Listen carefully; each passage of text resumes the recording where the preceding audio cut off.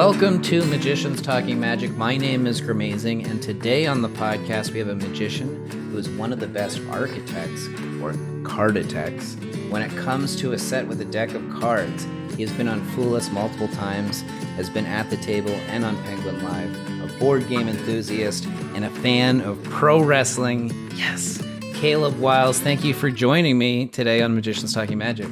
Yeah, thanks for having me. I'm a personal fan of your work, and I have been for a while. It's mainly the material that you have, the way you structure it. It's simple, minimal moves, motivated switches. I mentioned in the intro, you're a true architect when it comes to doing card magic. Specifically I do a lot of restaurant strolling magic, and your stuff is perfect for the style that I kind of like to embrace. When you were developing a new set, do you have a set of magic rules that you apply? It's tough to say. I'm a big constraint person, so I think constraints help feed my creativity. I'm less creative often when it's just a big open, you can do anything you want. I just get stuck. I don't know what to do. So often I'll have a goal in mind. For example, for the Penguin lecture I recently put together, I wanted to create a set that was all my own original material, but I also wanted to be cognizant of people who may be fans of mine and have purchased past products. I didn't want them to say, oh, well, this is just your book High Spots on video, or this is just 3 of the tricks I just bought on your 10 trick DVD. So one of the constraints I put there, which is completely artificial, is I only wanted to have 1 trick from any particular release. So that way, if you had my book, there'd only be 1 trick in the lecture that you might be familiar with. And if you had my book and DVD, there'd be 2 tricks and so on. But only 1 trick from each product, plus a few new things. So that's an example of constraints that don't matter. It wouldn't have mattered to an audience. If somebody wasn't already a fan of mine, they wouldn't have mattered. But for me, that gave me some guard rails to work within. And then it was like, okay, well, cool. If I can just maximize different variables within this space, I know I'll be, in a good place. So that's an example of sometimes constraints that I'll put on myself. Kind of taking a deeper dive into your card work, I guess, specifically. You do use a lot of common structural themes in your magic tricks. Do you find that you have a common influence from other magicians that have kind of embraced that style? Because I know for me personally, I started with Easy to Master Card Miracles, Paul Harris, and Bill Malone. So I think my move set is in this certain realm of sleight of hand. You know what I mean? Yeah, I think probably a similar thing for me. So I remember going to the magic shop when I was first into magic, and there was Michael Lamar's Easy to Master Card Miracles, and there was Daryl's Card Revelation set. Yeah. And I remember having both VHS tapes in my hand, shrink wrap VHS tapes, and thinking I can only afford one of these $30 tapes. And I went with Daryl's because on the back it listed like 20 or 30 tricks, and Michael Lamar listed like 5 or 6 tricks. And of course, at the time, I didn't understand the difference between one card revelation versus a full card routine. But I went with the Daryl one, and then just learned a lot of my tricks in the beginning were just those tapes. So it was like select a card, control a card with a double undercut, and then reveal it. And it was just that over and over. And then I moved into Michael Lamar, and then Jay Sankey, John Gustafaro was a big influence on my card magic. I once was showing a group of guys at a convention card set, and he says, "Is that your trick or John Gustafaro's trick?" Sometimes I can't tell the difference. I take it as a compliment, but yeah, he's definitely a heavily influence on my thinking.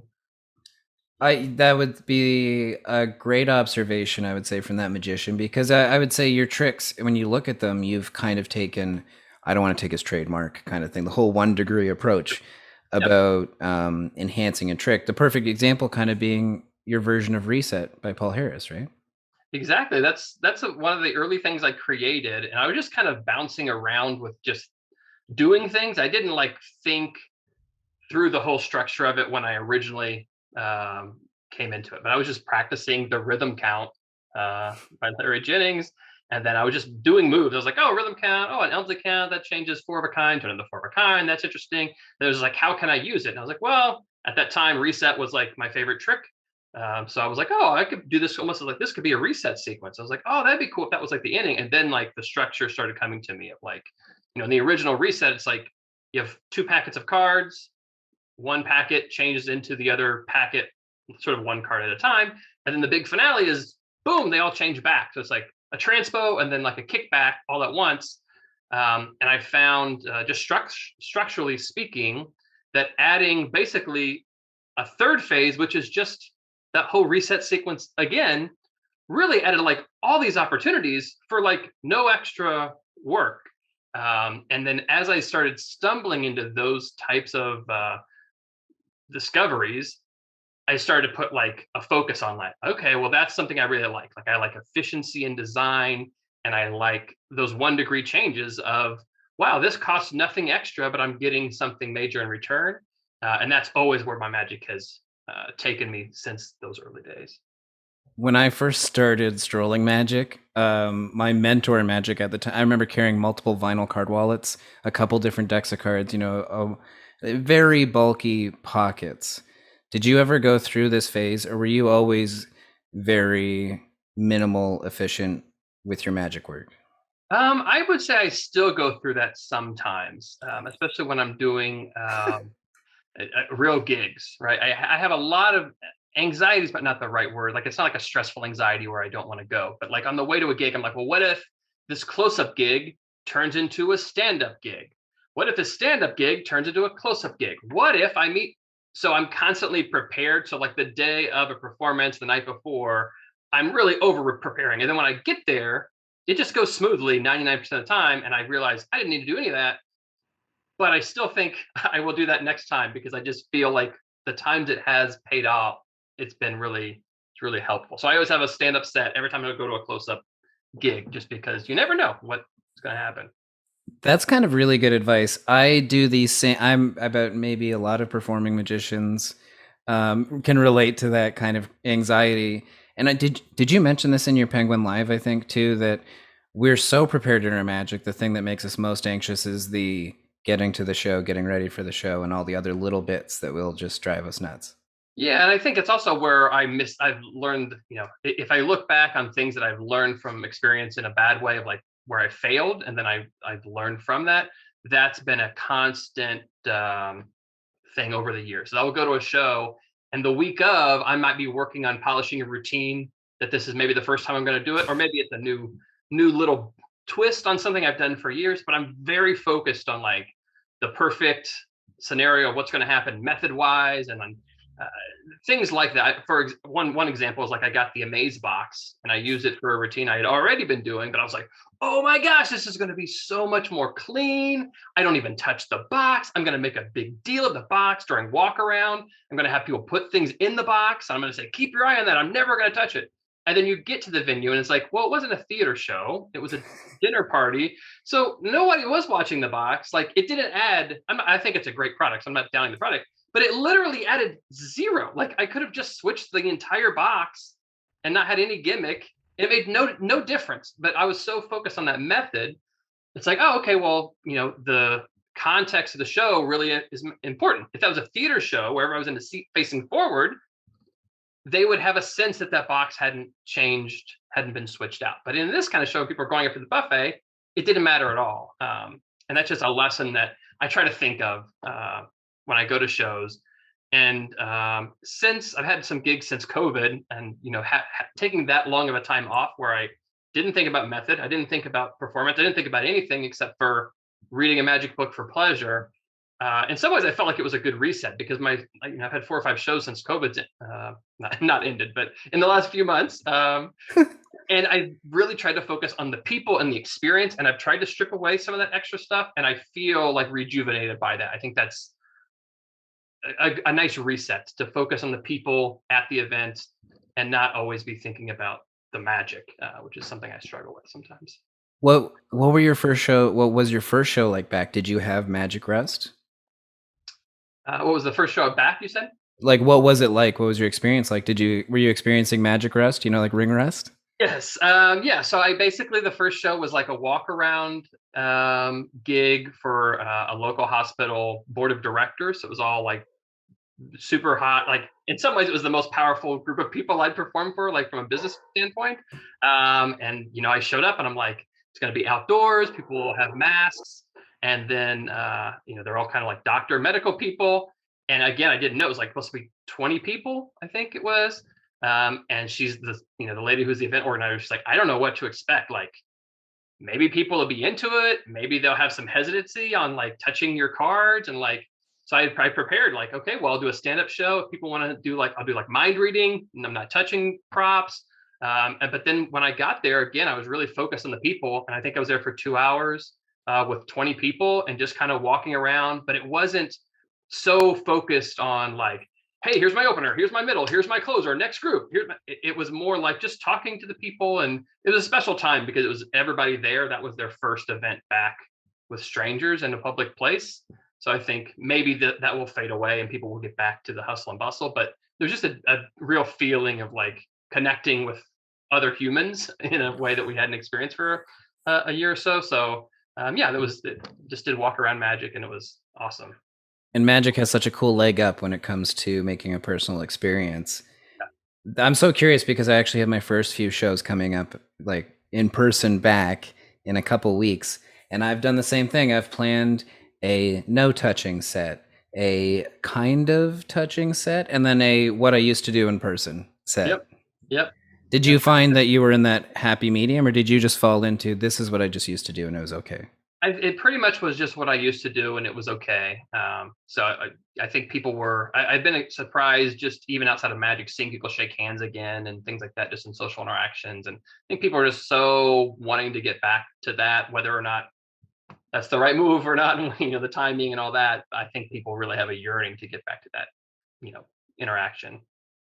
While we're kind of on the topic, what is it? Do you have a go-to opener? Do you have an opener that you're always like, oh, just this is my simple slip in and bust it out? Yeah, I use a couple of tricks. Probably the trick I perform most often ever in Magic is Garrett Thomas, his stand-up Monty.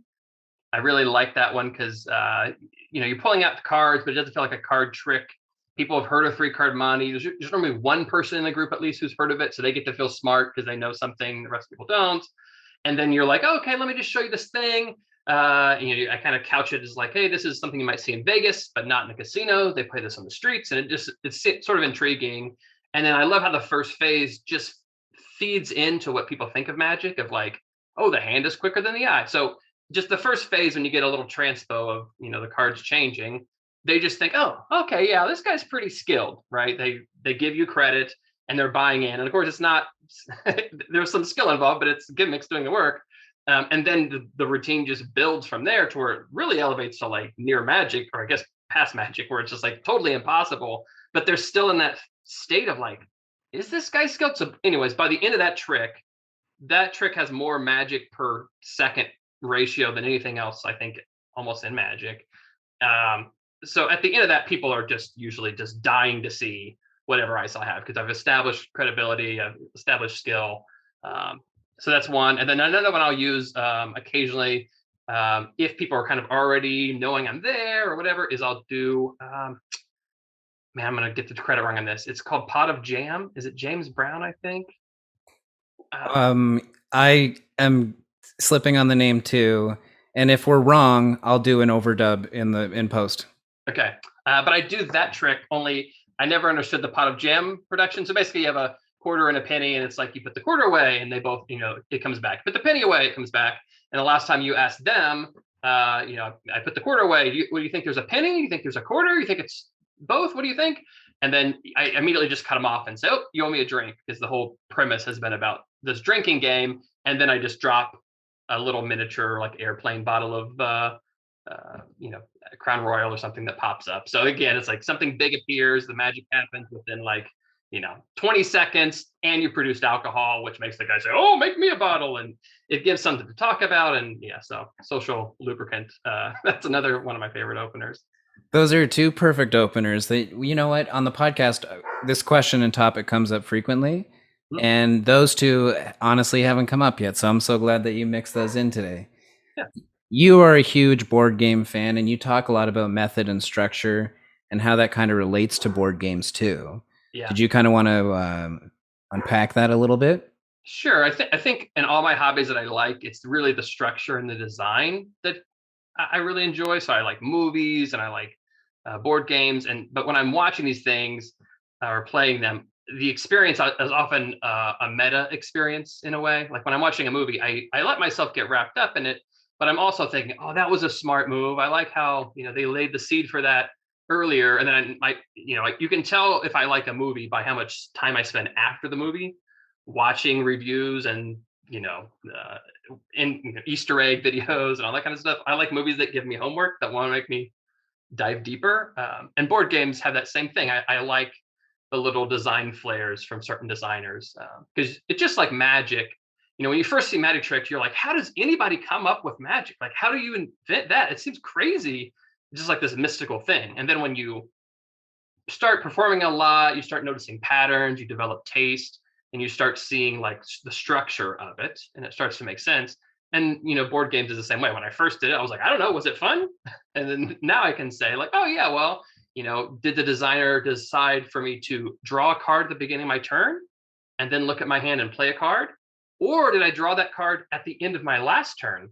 So now I had, three people's turns to think about that card that I had. So like, it's just like in Magic, like, do I have the spectator remember two cards, or is that too much? Like, maybe I'll have them remember one card and the other card will be a joker. That way they're not actually remembering a card. A joker feels like when you don't have to remember. And you start seeing those things in, board games too. So I'm just constantly into the design aspect of all this stuff. It's really a lot about the user experience. I mean, that's Magic as a whole, but you're really crafting the user experience and making sure that it's not overly complicated. Directions are clear so that Magic can be accepted. Yeah, I'm constantly, I call it like, not that I made up this term, but like it's like the spectator's RAM.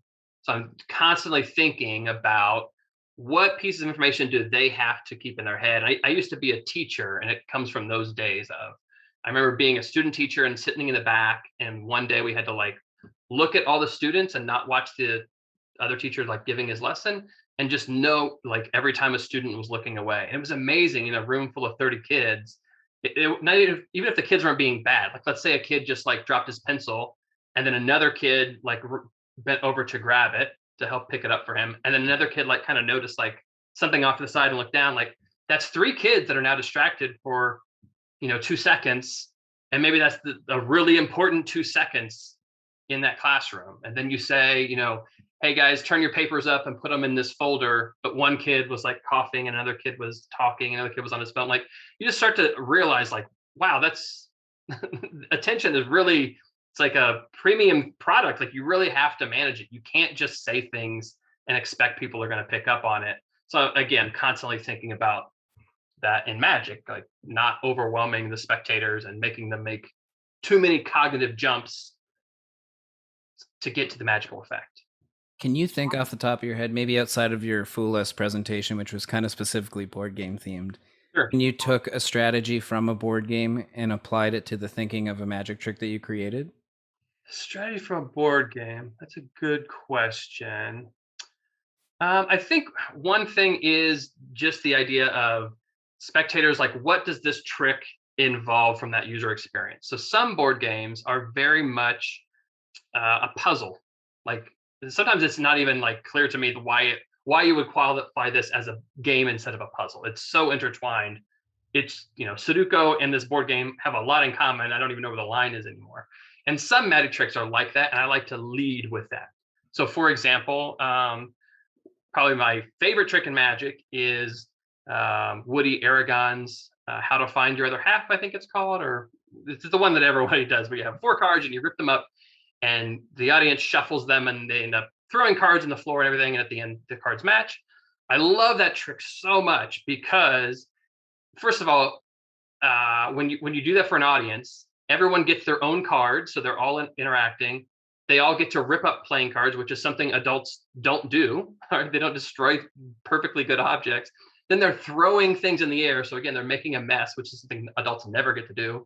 And then the trick itself is like really damn amazing, and something crazy happens. And that's an experience that no one in the room has had. Magicians have read a book and like been fooled at the end, like, wait, Steve Beam, how did that work? Because I'm going through these instructions. So like, that's an example where I think you have 2 paths, right? One path could be like, let's play in the experience. And like, I make it seem like a coincidence in the way of like, oh, the magic is upon us. And like, these cards represent your hopes and dreams. And at the end they match and you're going to have a beautiful life. I could go that route, but I don't. I think that is so beautiful from the method standpoint, that I lead directly with it. I say, you know, I've had the experience before of reading a magic book and learning a trick, and at the end I fool myself. And it's such an amazing experience. And I couldn't figure out how to make you guys feel that. But tonight I'm going to do it. I've, invented this trick where you guys are going to do the trick yourself. And you have to follow my instructions exactly. If you go your own path, it's not going to work. You've got to follow my instructions. And I've had a couple of magicians locally said, no, you can't do that. They're going to think it's a math puzzle. I'm like, that's the beauty of it, is that they know it's a puzzle, but it seems so fair that at the end it enhances it because they were following it from the method. They're thinking, wait a minute, I put that card on bottom, but that was any card I wanted. And I took 2 cards from my friend. How would that play in? I want them focusing in a puzzle aspect on trying to figure that trick out, because at the end, they're not going to figure it out and they're going to be blown away. There are other tricks, mind reading tricks or something like that, where I want to play more in the, oh, he's reading my body language. Maybe I've done a center tear or something. That one, I don't want them in a way focusing on he took that card, he folded it up, he tore it up, he burned the pieces. That's one where I want the experience to be the overall mind reading experience, not the puzzle of how did I peek that information. So I don't know if that answers your question, but I think it's a great answer. It's also a great look at a trick that a lot of people know, the Woody Aragon trick. We've seen a lot of people present it like Woody too, and maybe it doesn't fit the character persona, but we have seen how you have put your own uniqueness into this effect, making it your own, which is always a common question I know for a lot of magicians. How can I make a trick my own? And that was a perfect example. The other thing too about that you're relating to in the mentalism routines, and we brought this up actually this past week on the podcast, is throwing the red herrings into a magic trick. It's almost the enjoyment of a good mystery or TV show when sure. it feels like the red herring is so true and then it's taken away from you. Yeah, for sure. One thing that also, like, and this could be like my own magician's anxiety, but why I think mentalism is so difficult to perform well is because the Woody Aragon trick or my card to box routine or re-swindled, you could watch it like a tennis match, right? Someone could know a double lift in my audience and watch any of these routines, and they're still going to be fooled. And even if they knew all the moves, then they would appreciate the structure. There's like all this to appreciate. And in a 3-minute routine, 5 magical things happen and they're all impressive. Some are surprising and whatever. Mentalism is different, right? It's normally longer routines, and the secret or the method, the process is almost nothing, right?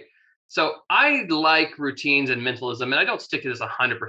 But for example, I like Bob Cassidy's 3 envelope test. Animan has versions, lots of versions, because the effect of that could be, no one should perform it this way. This is not advice, but you could say, look, you guys are going to write down 3 things. I'm going to seal these in envelopes that I won't touch, but I will secretly read those envelopes, what's on those papers, right? There's enough layers there, method-wise, where they could even focus on, again, that puzzle aspect. There's no way he read that because it was in my hand, and it's closer to magic, even though the effect is pure mind reading. I tend to gravitate towards effects like that versus ones that depend on Barnum statements and cold reading and those sorts of things. Just because I think it's more interesting for the people who don't sit down thinking, okay, mind reading isn't real. How did he get the information? Like I kind of want to give both sides something to play with. So yeah. Mentorship in magic, that's a big theme here on Magicians Talking Magic, because co-host Ryan Joyce is actually my mentor in magic. You talked about in your recent Penguin Live, you got to be mentored by Harry Reiser. Harry Reiser. Mentor might be a strong word with Harry. Okay. He was like a local legend, like, who I would see at the Magic Club meetings, and people would be like, that's Harry Reiser, but I didn't know what that meant in the beginning.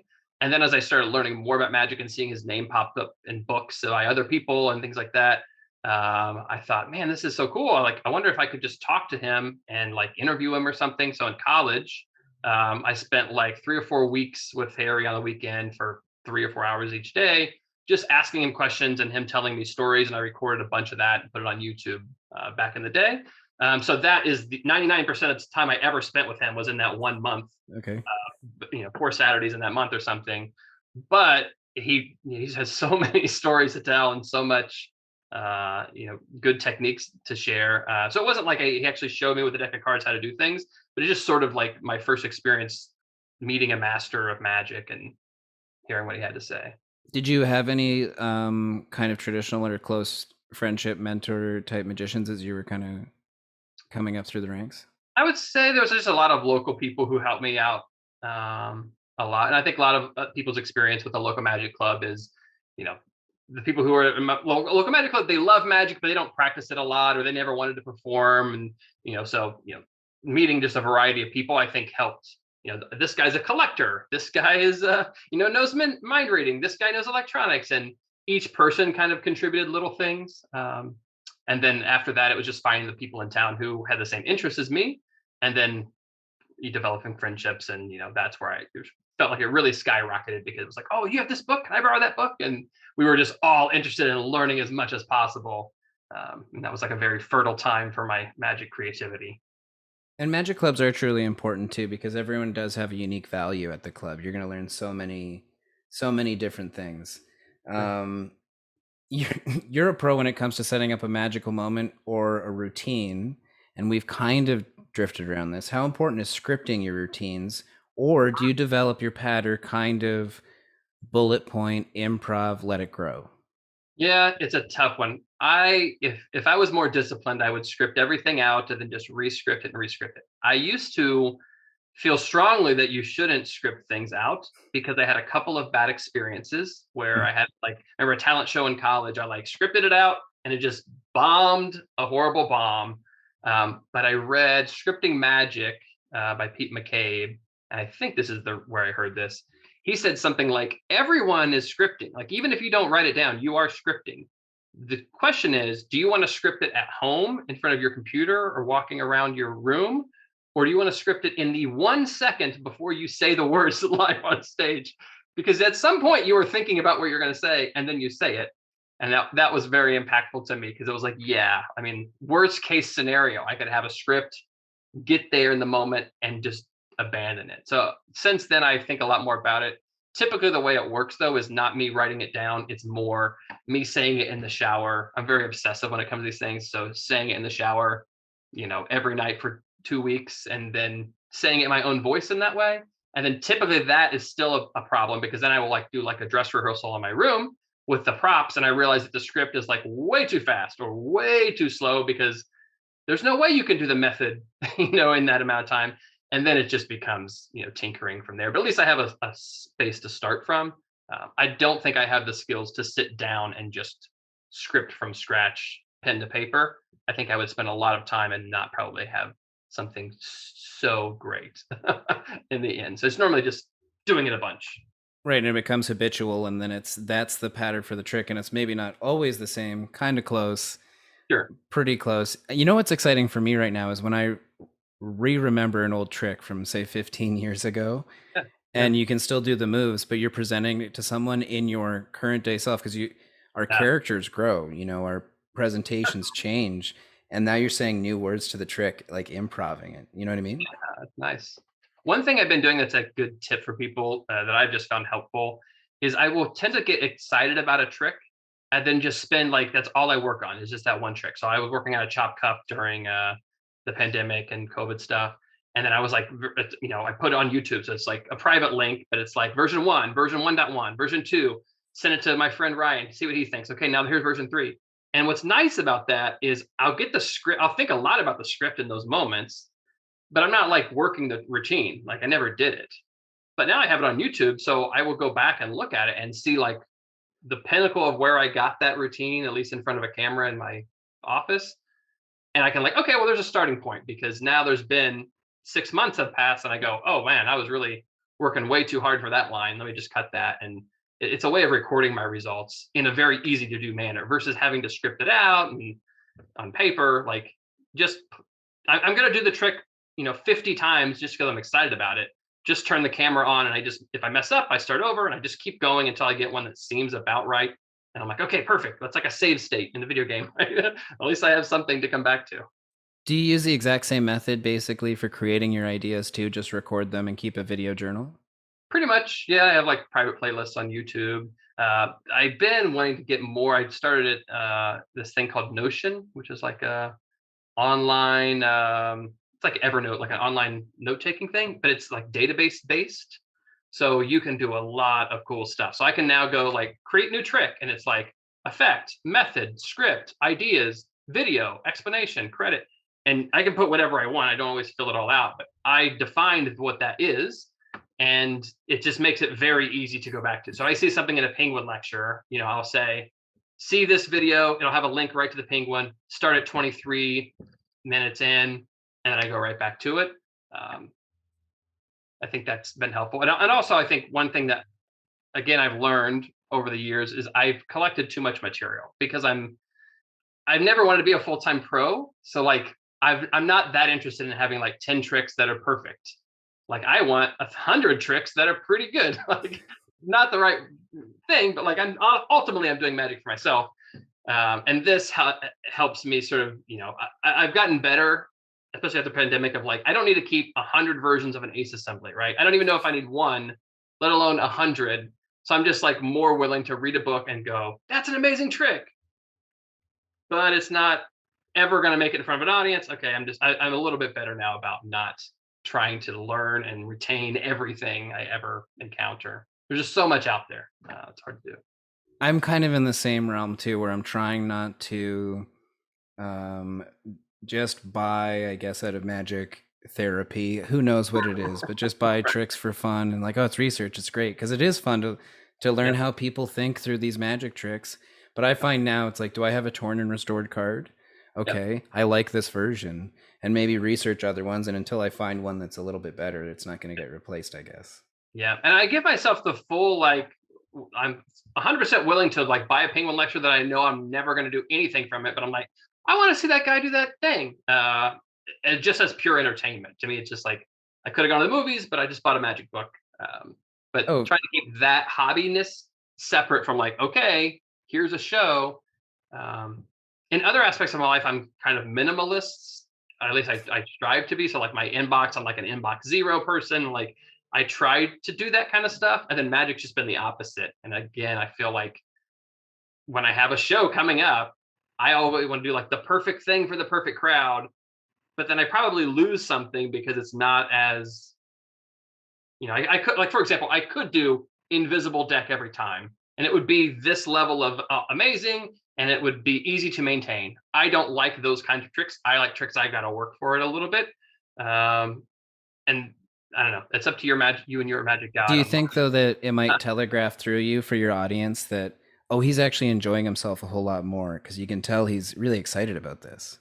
I think so, and also the type of audiences I sort of curate. I mean, I had the Yeah. just general audiences I just perform for or whatever, but like, yeah, I think they see that because that comes through. Like one of my shows is called Super Nerd, and like the whole thing is like, look, get on this train or not, but we're going to do a magic square. We're going to do a memory demonstration. I mean, it's very like open that that's what this is. I really think one of the good things about that type of approach though is I have no barrier between me and the audience, at least that I feel. I really strive to be like, hey, you're like me, like even like that Woody Aragon trick, for example. Like I tell people in the beginning, you got to follow my instructions exactly. And look, if you drop a card, if it messes up, if at the end, whatever, I say, come see me after the show. We'll do it again. And that has been like I stumbled into that, but like every show, I mean, the trick that it works, but people drop cards and mess it up.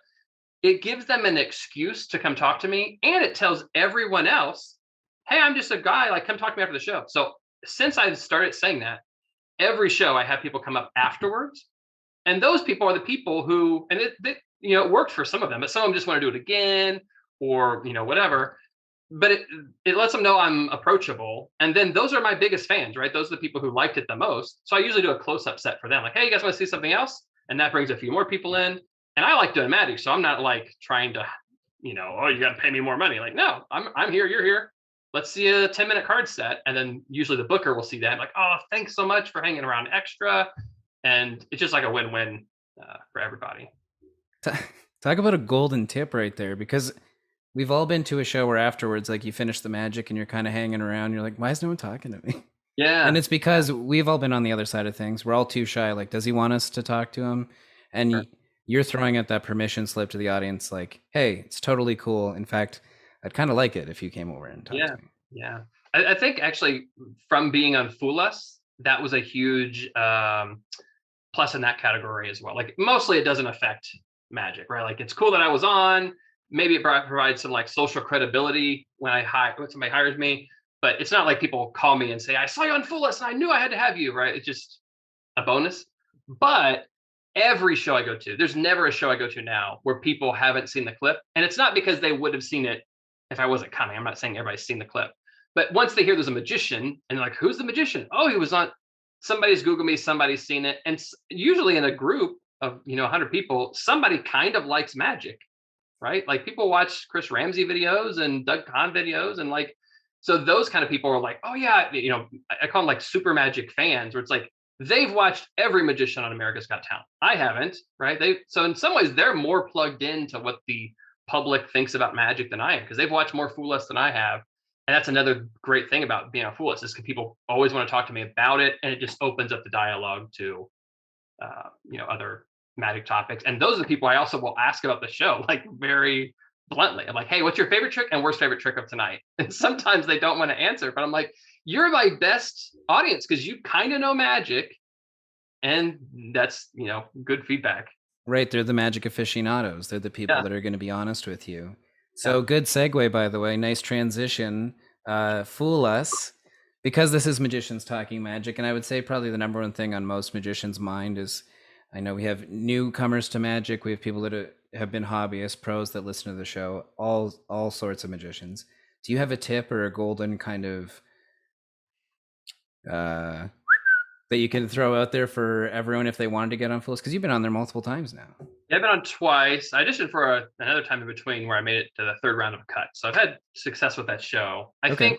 I think a couple of things. One thing that's not Fool specific, but just television specific that I learned again the hard way is that you have to think bigger than what we're used to thinking in magic. And you see the people in magic who are used to this way of thinking, but it took me a while to get there. So you want to think about, time to impact ratio. That's one big thing the producers are going to be very like interested in. And you also have to think of magic outside of the box of magic. So like when I think of magic, I think, hey, I want to put this on because I think it's the best version of oil and water that exists, right? And if you put it in that scenario, maybe it is. It's a 10 out of 10 oil and water.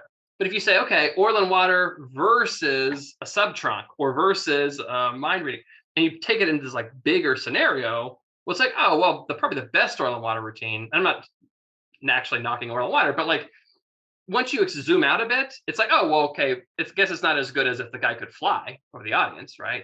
And then you think it like outside of that, it's like, well, what about compared to a Marvel movie? Well, I guess flying over the audience isn't quite as good as like, Endgame or whatever it is, like zooming out.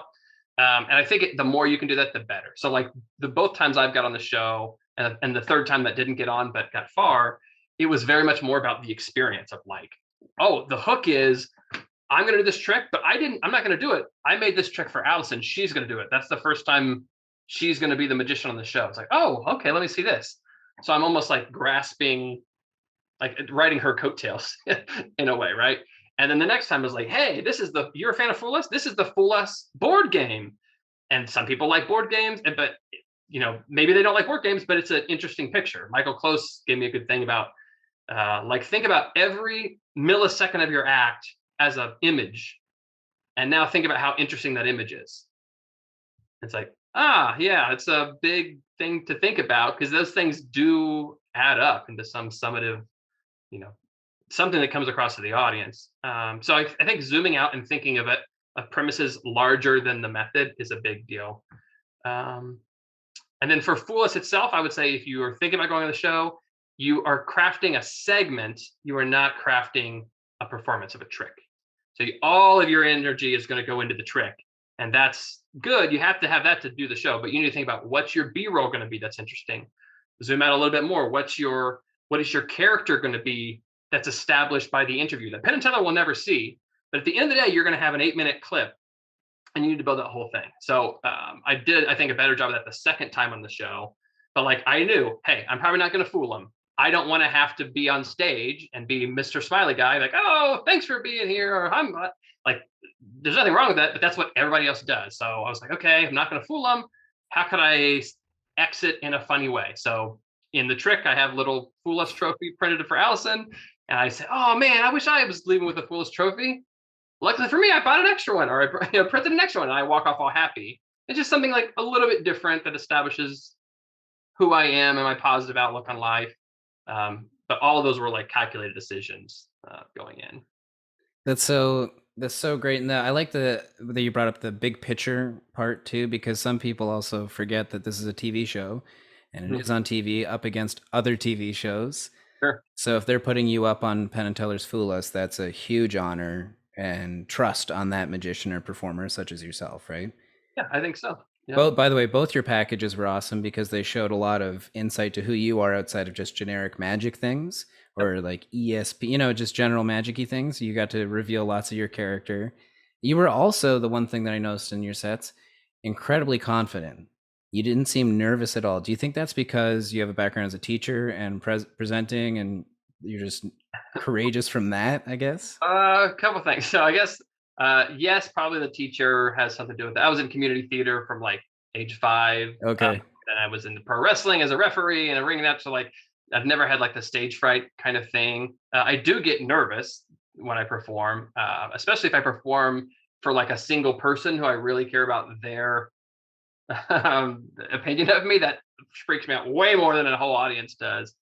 Um, but a part of it is just like human nature of like my experience being on there is not like, oh, I got in a plane and then I did just rehearsal, then I went on stage, I was nervous. Like, no, like both times I had spent hours backstage in an uncomfortable chair. So by the time I came around, I'm like, let's do this. I am ready. The second time on the show, I actually was supposed to perform the night before. And I mean, your family comes. I had like 17 people from across the country come fly in and like to see the show. And then, you know, I got bumped because they had technical issues on an earlier trick and it was like 11 o'clock at night. My call time was like 4 p.m. or something. And they're like, yeah, we can't do another one because whatever the overtime hours for the crew and like the audience has been here for 6 hours and yeah, so you're going to have to come back tomorrow. Well, I had to spend the rest of my night arranging flights and figuring out some of my friends came from, on a plane to be here, but their flight leaves tonight and they can't see it and like managing all that till 3 or 4 in the morning and then performing the next day. So both times I was just ready to do the thing. I was like, I'm not going to be more prepared than I am right now. If I fall on my face, I'm going to fall on my face, but I won't be better tomorrow. Like I'm ready. I'm ready to go. What's the number one thing that you think you'll always remember from both experiences of the Fool Us show? Let's see. The first one, that's a good question. I guess just the first time was just the whole everything about it was like amazing and different and not what I expected. And I didn't expect it. Like I walked in for my dress rehearsal and the producers said, "Oh, Caleb, good to see you. We got to figure out which one of those tricks you're going to do." And like I'm showing up in Vegas. I've been preparing for this for months. But my last conversation with them was like 3 months earlier, and they had two or three tricks that they were like willing to let me do on the show. And this was like season 3, so it's not like that anymore. But it was just like, what? Like this is my biggest moment of my life, and you guys don't even know what trick I'm doing. And then I do the trick, and I'm like, oh yeah, just do that one. You're good. And that was it. Like there was I didn't do it twice. I didn't have notes. I was like, Wow. see you tomorrow. And I'm like, oh, okay. So like from that perspective, it was interesting. Like you expect one thing and you realize it's something a little bit different. Then the second time, probably the coolest thing was I met a couple of new friends through Fool Us in board games. So Rodney Smith, who's like a board game celebrity, he does the Watch It Played channel. So if you buy a board game, sometimes there's like a QR code and it's like skip the rule book and watch a video. And he makes those videos professionally. So he came out along with another board gamer, Rich Summer, who's like an actor, board game enthusiast. So like they were out there. Brent Braun came out with me. Again, my family and stuff was there. So it was just the experience of like hanging out with those people was really cool. And Brent Braun has been like a lifesaver in every regard in my magic. He's like my magic muse. I can text him at any time and have good ideas. But he's a master. I guess I should have said that was my number one Fool Us thing. if you're interested in going on Fool Us, you should contact Brent Braun. Just look him up on Facebook or something. He's consulted for more people than anyone else. Like everyone on the Fool Us staff knows him by name because he's been there with so many performers, and he can tell you so much stuff that will make your life easier. And he went with me the second time and was there for the interview. And there's so many things that you're trying to keep track of, and to have somebody who's like an ally off to the side who can say, hey, maybe we shoot it from this angle. Hey, Caleb, why don't you move that over here? And like, that was beyond anything I could have expected. It was so helpful to have him there. We're all big fans of Brent Braun. We have a book club here at Magicians Talking Magic, and this month, well, it's now over a month, but it's currently Plots, Ploys, and Other Cons is what we're reading. So we'll be recording that and hanging out, talking all about that. So clever. And anything that's released Brent Braun or yourself, you're always like, gotta get it. Yeah, good. Gotta get it. Gotta check it out. We're close here to time. I want to, before we wrap up, I'm a huge wrestling nut, huge wrestling fan. You have been in the ring as an indie. Have you ever wrestled too, or I've never wrestled? No. But I saw in your package, it looks like you took some bumps at least. Yeah, I got knocked out as the referee on numerous occasions. Yeah. What? I'm such a fan of wrestling. I don't even know what to ask. What was the indie leagues that you used to take part in? And are there wrestlers from those indie leagues that are now kind of, faces on TV that we can see? Yeah, the ones that would be, and none of these people would know who I am. I was just sure. the referee, right?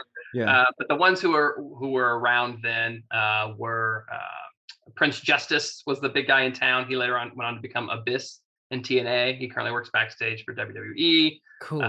Chris Harris was in TNA. CM Punk and Colt Cabana came around a lot.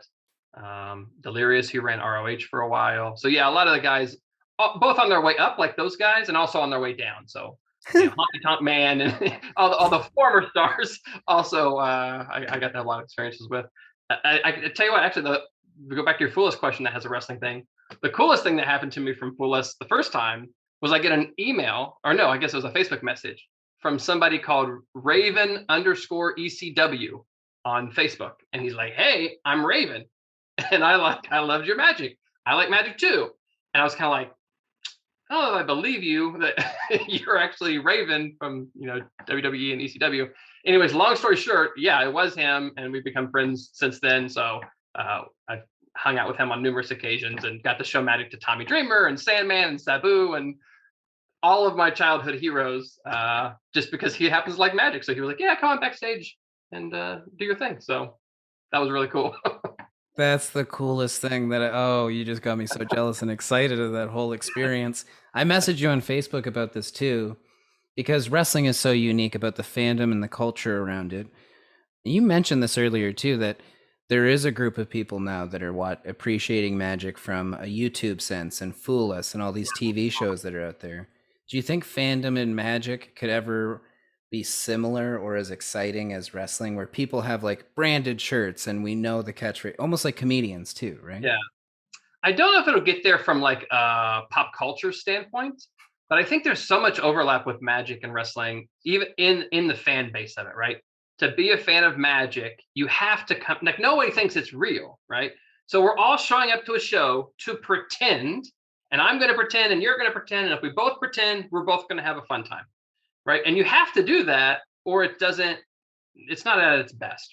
And then wrestling is the same way. Like no one thinks it's real. They haven't thought it was real for like, I don't know, decades, like a very long time. Even the wrestling, it tells you like the main event happens and then like stay tuned on the WWE network for the behind the scenes. And then they just talk about what just happened. Like there's zero hidden behind, secret doors in a vault. And magic's the same way. Like you can just Google anything. Like you could, like all my people who see me at a show, like they could buy my penguin lecture for $30 or $40 and just learn everything I just showed them. So it's not like it's any real secret. You have to go into it wanting to believe in that way. You're not really believing, but you're like in that playful atmosphere.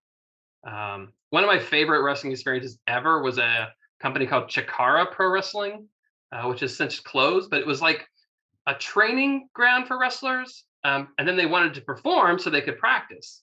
So then they started thinking like, mostly they were like skinny, people who didn't look like quote unquote real wrestlers, but they were so clever in the way that they like made it entertaining. So they had like comic book, like almost seasons, and they had like special powers, like legitimate supernatural special powers. And one guy's special power was that he could make everything like time slow down. So you can make everything in slow motion. And you would see like the wrestlers like punching boom, boom in really slow motion. And then the ref would be like yelling at them in slow motion. And the audience would be like cheering in slow motion. And it was just like you feel so connected to that whole group of people because we're just all there, very vulnerable, like acting like nerds, and there's no pretension at all. Like we're all just here because we all love the same thing. And I do think magic can have some of that.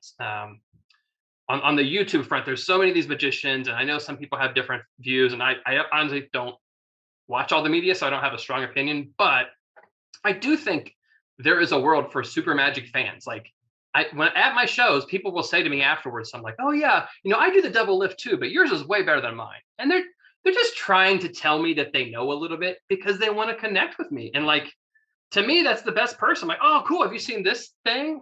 And I have these like layman / magician friends who kind of know stuff.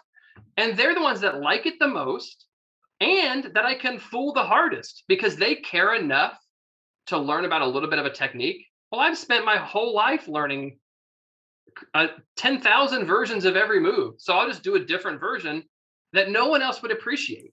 But that guy is going to be like losing his mind because he can't imagine. Because, it's like when I first saw the Zero Shuffle, I could have watched it all day long just to know that that's a false shuffle. I had no concept of how it was done. And people who just don't like magic, they might just think, oh yeah, of course you can false shuffle. Like they don't even see what's impressive about it. So yeah, I think you could have that layer of fans who know more than everyone else. And with YouTube, we might get to a point where everyone knows what a double lift is. Like we may already be there. Like I don't know. It's kind of our magic. It's kind of true. It's kind of creating more awareness just about the art and everything. And if people get more inside looks at it, I think it's totally okay. We've talked about it before as the idea of musicians. There's a lot of hobby guitar players, but when you go see your favorite band shred on stage, you're just in awe of their presence and the whole package of the whole thing. And it's really similar to that. Yeah. Caleb, before we totally close off this thing, do you have plugs, things that you want to push, promote? What should we go buy? Well, I guess the latest thing would be you should check out the Penguin lecture that I did in the last month or so. It just came out just because I'm really excited about the way that turned out. It's created as like a magic act. So I don't think that necessarily anybody's going to want to do my exact act, but it shows, I tried to strive in the lecture to not just teach a trick, perform a trick, teach a trick. Like I wanted to show magicians that the methods to your tricks are not always self-contained in between the beginning and the revelation of that trick. I walk into the show and, I'm set for 2/3 of the ending stuff before anything ever happens. And every trick has like through lines and things that, help. And in some ways arbitrarily show so because I was trying to get that point across. But like, I can do a slip cut in trick 1 that I actually didn't need to do until trick 4. But there's an efficiency there. So I think if you like that kind of stuff, I think that's something to really check out. I also highly recommend it too. And I think if you watch it and there's nothing that you can take away, that's super bizarre. There's so many. Do you know Andrew Kramer as an After Effects tutorial person? Do you know what that is when I say that? Nope. Okay, so my background is television broadcasting and I'm a motion graphic artist. So Andrew Kramer, who worked for Video Copilot, now does like Star Trek and Star Wars graphics for Red Giant. Okay. His tutorials, sometimes you'd be like, I don't want to create this, but there was always like a valuable hotkey that you would learn or a shortcut or something like that. And I feel like your magic is structured like this, like you're learning a little hotkey that you can add to your set or a shortcut that will make your next trick better. Well, thanks. Yeah. And also there are just like 7 tricks. Like you can do any of the 7 tricks just by themselves. So there's fine from that perspective. If you just need more tricks, which I don't know that any of us need more tricks, but if you need more tricks, they're there. But I think, yeah, you can learn some hotkeys. Awesome. Caleb, thank you so much for hanging out with me on Magicians Talking Magic. This has been so much fun. Yeah, thanks for having me.